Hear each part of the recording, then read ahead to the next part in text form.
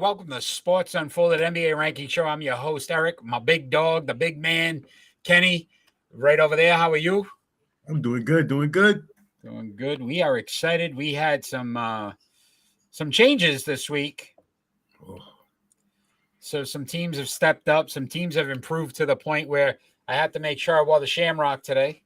I wore the Shamrock because I'm a little excited about how that came up. But let's start right off with the actual rankings. Show everybody how we got there. So every Tuesday we come up with our rankings, and this is what we came up with this week. My man had the Utah Jazz coming in at 5, the Denver Nuggets at 4, Portland Trailblazers at 3, Milwaukee Bucks at 2, and the Boston Celtics at number 1. Hence why we got green all over the place today. I'm wearing green streamers going through, green everything. So excited about that. So, Kenny, you're going to have to tell us how you got to these rankings. okay. So I'm really excited about that. And then we're going to have a nice special Do You Remember again? Yes. Little Do You Remember? But let's start right off with that number 5 team, and that's the Utah Jazz. They're 10-6 currently, 6-4 in their last 10. They got a home game against Phoenix, then at Portland and at the Clippers before our next rankings. And did you know, Kenny, at number 5, Mike Conley, 8.1 assists overall per game. Number 5 in the league, 5th in the league in assists currently. So why are the Utah Jazz doing so well when we expected them to do so poorly? They can score. They can really, really score. It's funny. Lauri Markkanen. Okay, Lauri Markkanen. Okay. He's had a big game against Atlanta, 32 points. He hit 6 for 8 3-pointers. Okay. All right. They are 9-0 when he scores more than 18 points. Wow. And then I didn't even realize who's that boy there from used to be the Celtics, Olynyk. Yeah. He's on their team. He's playing well. He's playing well. That Conley, like the pieces that Danny Ainge put together and all the draft acquisition he was able to acquire. If you think about where this Jazz team could be, it's pretty scary if they can stay relevant while they still build with some of the young pieces that they're going to be picking up in the next few years. Oh, yeah. Oh, yeah. Are they for real, though, Kenny? Is this fool's gold? Are we looking at them and saying, wow, what a great team? Or is this kind of they're overachieving right now in your eyes? It's fool's gold. It's fool's gold. You know, I mean, they score in bunches, but their defense is terrible. Defense is really terrible. So, again, Jazz, it's nice to see him on the list. I don't think anybody expected that. Me neither. I didn't expect that either. There's 16 games in. We'll have to see how, again, 82-game season. There's a lot of losing that can happen in those next few games. So let's see. Team I'm excited about. So during our NBA preview show, which unfortunately you couldn't join us for, the Denver Nuggets were my team that I picked to win it all. Kenny, Nikolai Jokic, averaging 8.9 assists. He's 4th in the league. Yeah. Right? Then you're talking a big man. 9-4 currently, 7-3 in their last 10. Pieces are starting to get healthy. They're starting to get their guys back. Porter Jr., right? Murray has come back. They're playing the Knicks at home, then at Dallas, and then at Dallas again. So back-to-back games in Dallas. And we know what that bad man Luka can do. Oh, yes, he can. Yes, we do. That's going to be a fun matchup this week with the back-to-backs against Dallas. Why the Nuggets been so successful, though, the last 10 games? So 7-3 to get on this list. Schedule. Okay. I mean, Joker's only averaging 23.4 points a game. So it's really their schedule. They turn the ball over 11 times a game, which is terrible. But it's their schedule. They can score, and it's their schedule. So I'll ask you this question, Kenny. Can they win the championship? I've picked them. You don't think they have enough pieces with them healthy? Nope. With Murray healthy, Porter Jr. healthy? Nope. No way? No way. And the increase in the scoring in the league this year, we've seen a lot of guys averaging 30-plus points a game. Jokic, it's almost like a mediocre season. Again, back to you're talking about the current MVP, back-to-back MVPs. Yeah. This is like an average year right now for him based on what everybody else is doing, right? Yeah, exactly. Yeah. I mean, he's a triple-double monster. He can pass, he can score, he can rebound, but it's just not putting it all together. Just not putting it all together. 9-4, 7-3. Again, decent record, but again, very small sample size. These two teams on the bottom, I feel, could be off this list next week. Is that a fair assessment? Yes. I'm curious how Portland, though, here at number 3, how did they get so high? They're 10-4, 6-4 in their last 10.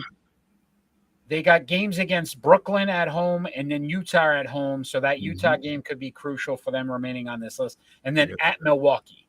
Yeah. Anthony Simons, 3.9 3-pointers per game, 4th overall in the league. The kid can shoot. Whew. Dame Lillard, even when he was out injured, they didn't lose much ground. Yeah. Why the Blazers been such a surprise team in the West?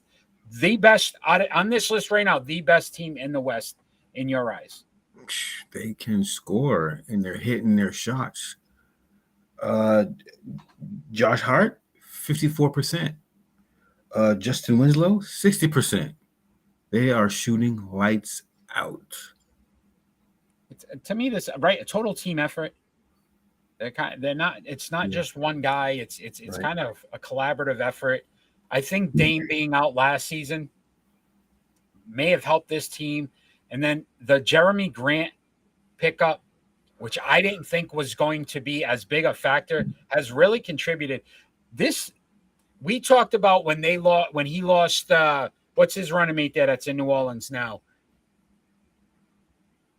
When Dame lost his running mate, I'm drawing a blank right now. Cullum. Yeah, McCollum, right? Yep. So we thought that was definitely going to hurt this team. Like, what were they doing? Jeremy Grant's actually been a better number 2 for him. Oh yeah, most definitely. Seems like that's been a better fit. Just like his uncle. Where's Daddy? Uncle Daddy. Yeah. Here's one of them. He's one of them.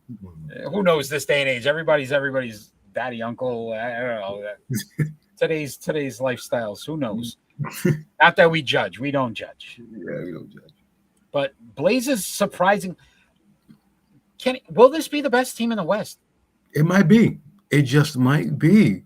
So why not the Phoenix teams? We know what the Lakers struggles are, but we're talking about some of those teams that we would expect to be here right now, early on, and they're not. Yeah. And the Blazers are. Can the Blazers hold off teams like that? Yeah, they can. They can. The Golden State Warriors, the Phoenix Suns, right? These teams that we would expect to be here. Yeah, well, Portland is that good. They can score.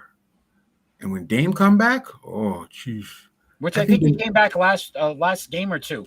So he's actually back already. Yeah. So again, it's going to be an interesting combination. And then very quietly, we haven't talked about Chauncey Billups and that head coaching move. Oh, yeah. Good kind of criticized it last year. Didn't think it was the best fit, right? The best pickup. I know I didn't. I was like, right? Chauncey Billups, Coach Portland. He don't know nothing, but. Yeah, right. Year in the system, the things he's been able to do. Ex-Celtic. We don't even count those years. Because guess what, Kenny? Larry Bird is not walking through that door. Okay? That's the only thing I remember from Chauncey Billups days. Kevin McHale, Robert Parrish, not walking through those doors. And let's draft Chauncey Billups. Yes. All right.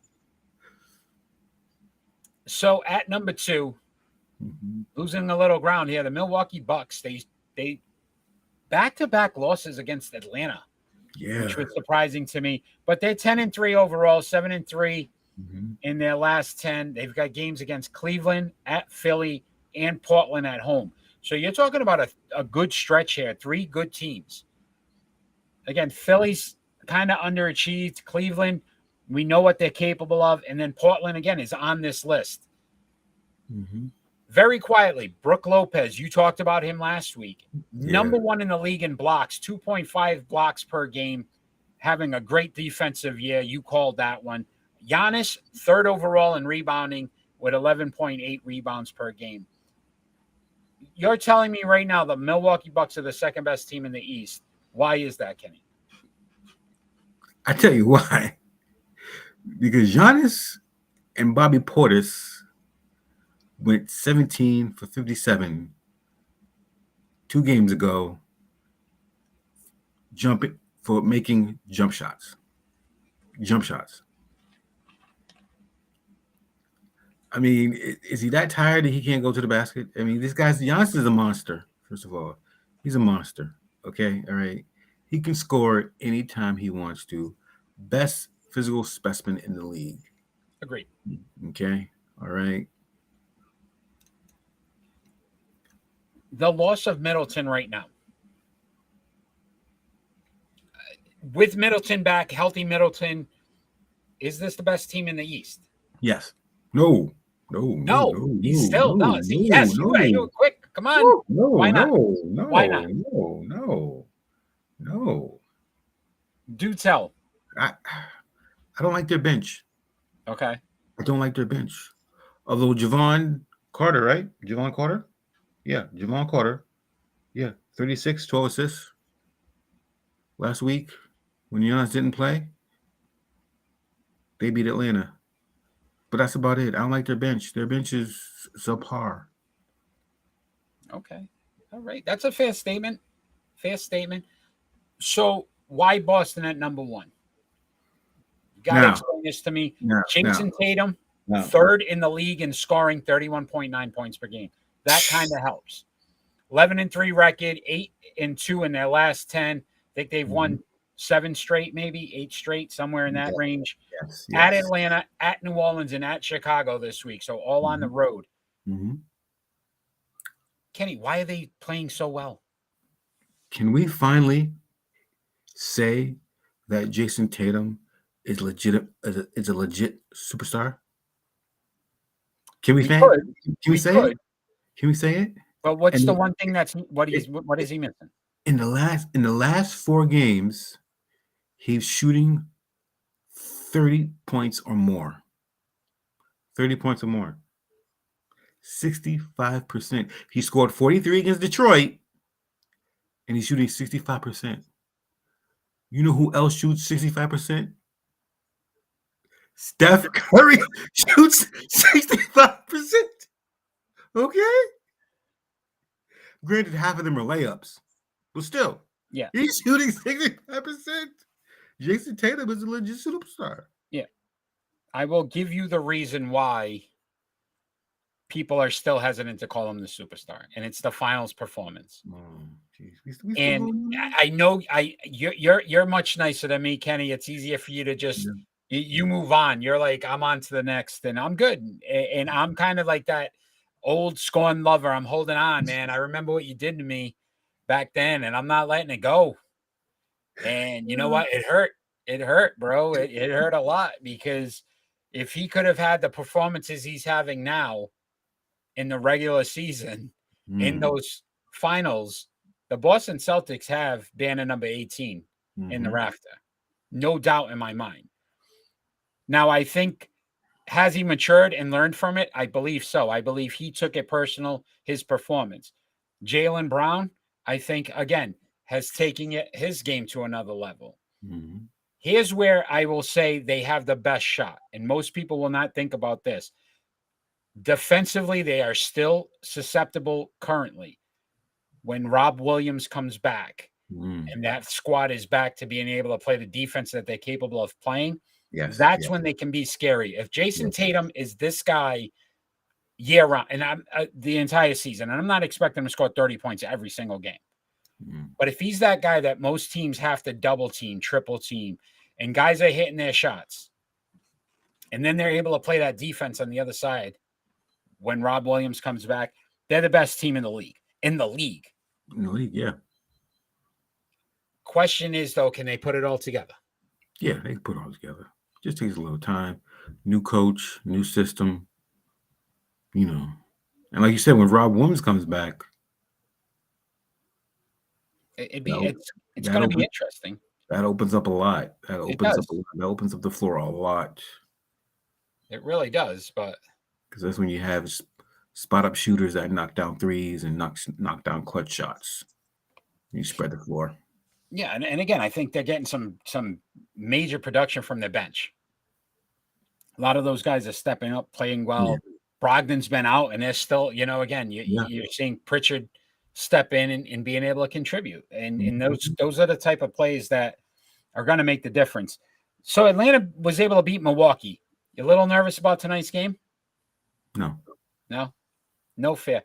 Anybody on the next out of these next three that you worry about? New Orleans, Chicago, and then obviously Atlanta tonight. No. So you feel they could keep that winning streak going this Yeah. week? Yeah. Will the Boston Celtics next week be number one on this list again in your eyes? Yes. Heard it here. The jinx, if you jinx them, Kenny, I'm never going to forgive you for this. Okay? Just remember that. So let's bring up that list again. Let's talk about that real quick before we get into it. Utah Jazz at 5, Denver Nuggets at 4, Mm-hmm. Portland Trailblazers at 3, Milwaukee Bucks at 2, and the Boston Celtics, the number 1 team this week in Sports Unfolded NBA rankings. Kenny, if I had to ask you, of these 5 teams, which team should be most feared of losing their spot after this week? Oh, I'm gonna say Denver. That back to back with Dallas, right, is going to be Yep. really interesting. Yep. Luka Yep. Doncic has been out of this world, Yep. Yep. so it's going to be really interesting to see. I mean, I Yep. think he's 35 points. He's leading the league in points. Yeah, he's leading the league points. Only problem is he's running a point, so I don't know. I don't think that's a good look for him. You know, they need a point guard. Have him move to shooting guard. You don't want your superstar bringing the ball up the court and him getting tired and this and that. It's a workload on him. Yeah, it'll be interesting to see. And that's where I think that Brunson loss hurts them, because Brunson was able to handle the ball. Yep. And it gives them not a lot to work with when it comes to that. But Kenny, it's do you remember time. Ooh. And I'm trying to stump you. And I've got this just a weird combination here. I'm going 3 and 3 and 3 and Going today. 3 for 3 this one. All right. So this player played for a former team that is no longer in the league. Okay. He was a major combo. They were a two-star team, made it to the finals one year. Went on to play for 3 other teams. Just think of this, where they played, a lot of rain. A lot of rain where they played their home games. A lot of rain. Hence his nickname. Oh, hey, Seattle. Seattle, the player. Sonics. Oh, Sean Kemp. Okay. Do you know which team he ended his career with? Cleveland Cavaliers. Cavs is your guess? Yeah. And what if I told you, and if you look out, he put on some weight. Yeah, he was fat boy. Orlando Magic. Dang, He played for the Cavs. So after Seattle, he did go to Cleveland. Then he went to the Blazers. And then he ended his career with the Orlando Magic. Wow. The Blazers. Yeah, I don't remember that one at all, right? But that's what every year he kept putting on weight once he left Seattle. Yep. And the nickname, the Rain Man, right? That was Yep. But yeah, Sean Kemp used to love his dunks. Ooh, he was bad in Seattle, boy. When him and Peyton in Seattle, man, that was such a great combination. They faced the Bulls. What were you gonna do? Yeah, true. All right. So this next player, good job though. You got the player and you got the player right. So we'll give you a half a point. All right. Half a point. This player was a major star in the mid 80s. One of the considered one of the greatest dunk contests of all time. He was involved in one of the greatest dunk contests of all time. Ended up playing for 4 different teams after leaving this particular team. Who's the player and what team? 1986 dunk contest. How's that help you? 1986 dunk contest. I'm giving you way too easy of a 86 dunk contest. 1986 dunk contest.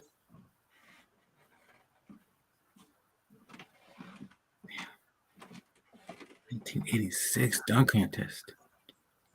Who won the chip in 1986? 1986. Oh, some guy Jordan, I believe, won in '86, right? In 86? Jordan. But who did he compete against? Who was the guy that was trying to take that title from Michael Jordan in the dunk contest? 1986. I'm pretty sure it was '86. 1986. It's definitely late '80s. 86. All right. You got me. All right. How about Dominique Wilkins? Oh, Neek, that dunk contest, him and Jordan. Most people thought he got robbed because Jordan was again the new guy, the wave. Yeah. Yep. And Dominique had some nasty dunks. Yeah. Started in Atlanta, right, with the Hawks. Yeah. What team did he end his career with? Well, let's see. He did come over to the Celtics and robbed us for a ton of money. He did. He did. Yes, he did. Yes, he did. And after that,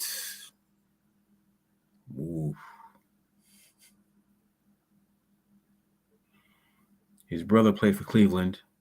Yeah.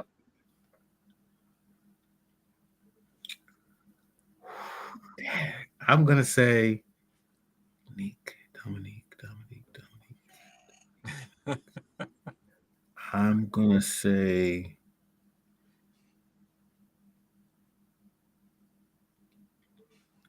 Magic.